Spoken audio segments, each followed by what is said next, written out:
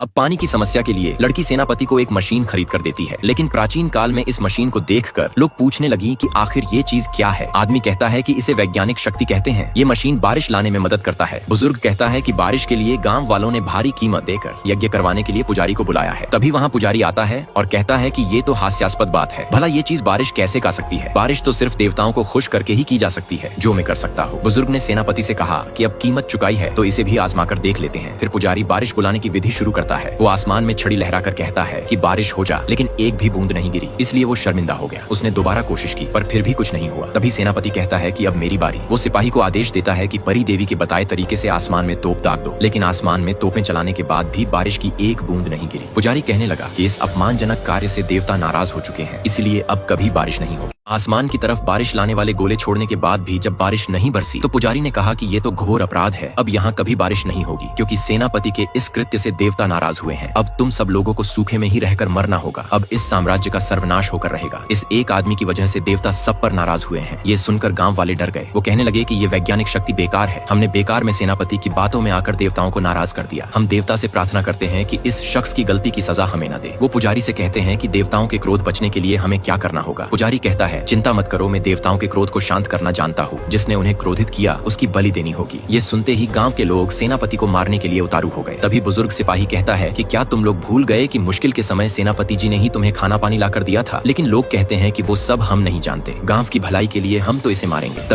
दुश्मन खुश हो रहा था कि अब तो कबीले वाले खुद सेनापति को मार डालेंगे। उसके बाद वो राज्य पर हमला करके उसे हथिया लेगा। लेकिन तभी बारिश शुरू हो गई। कबीले वाले जो सेनापति की मारने पर तुले थे वो भी खुशी से झूम उठे और कहने लगे कि सच में वैज्ञानिक शक्ति काम आ गई। लेकिन पुजारी कहता है कि ये बारिश मशीन से नहीं बल्कि मेरी पूजा के कारण हुई है। मैंने ही देवता को खुश किया है। सेनापति कहता है कि जरा इन नमूनों के कुर्ते तो उतारो। उन दोनों की पीठ पर दुश्मन गिरोह के चिन्ह थे। सेनापति कहता है कि ये दोनों अपने गाँव के नहीं है, दोनों दुश्मन के भेजे गए जासूस है। साथ में ये पुजारी भी। दुश्मन कबीले में अराजकता फैलाकर हमें कमजोर करना चाहता है। उसके बाद वो वर्तमान काल में आकर लड़की का शुक्रिया अदा करता है, क्योंकि उसकी दी गई मशीन से बारिश हुई। अब वो खेती करके राज्य को सूखे से बचा सकेगा। तभी लड़की कहती है कि मैं तुम्हें एक बात तो बताना ही भूल गई थी कि बारिश के बम ज्यादा शूट नहीं कर सकते, नहीं तो बाढ़ आ सकती है। फिर जब वो वापस प्राचीन समय में पहुंचा तो सिपाही ने कहा कि शहर में प्लेग फैल गया है। सैकड़ों लोग संक्रमित हो चुके हैं। स्थिति गंभीर है। वेद बाबा उपचार कर रहे हैं पर उन्हें पता नहीं चल रहा है कि ये क्या बीमारी है और इसकी शुरुआत कहाँ से हुई।